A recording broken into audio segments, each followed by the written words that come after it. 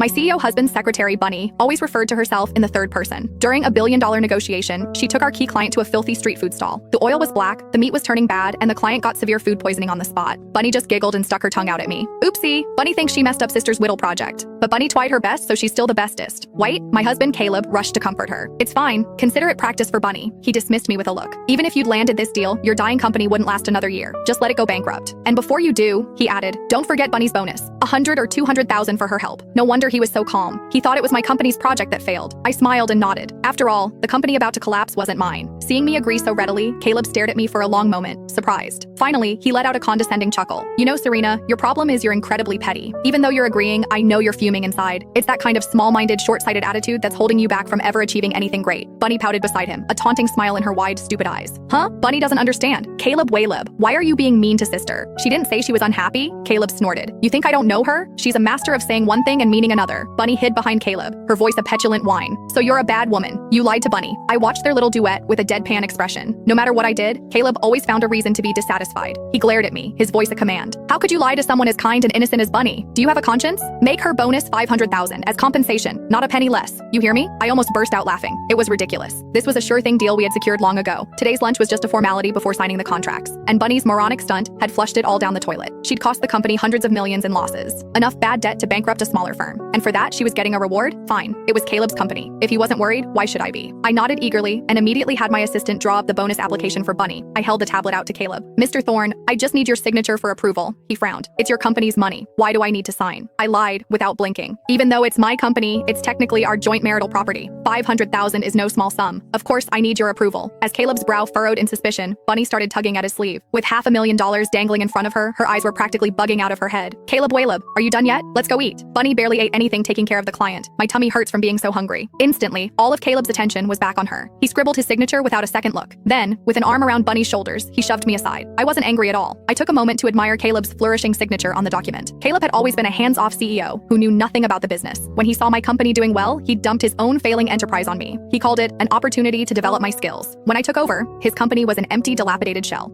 After a year of backbreaking work, I finally found this one golden opportunity that could make it soar, and his precious Bunny had ruined it all in a single afternoon. I hoped Caleb would be just as carefree when he realized it was his company on the verge of bankruptcy. I took the signed e-document straight to his company's finance department. The accountant's face went pale as she processed the transfer. The company had sunk nearly all of its liquid capital into this deal. Another $500,000 out the door would cripple its basic operations. But what did that have to do with me? After tying up the loose ends, I headed back to the hospital. Outside, I received a text from Bunny. Good girl, glad you knew to send the money. Bitch, is your company going bankrupt now that the deal is dead? Congrats. She was in for a disappointment. I was going to save the deal, of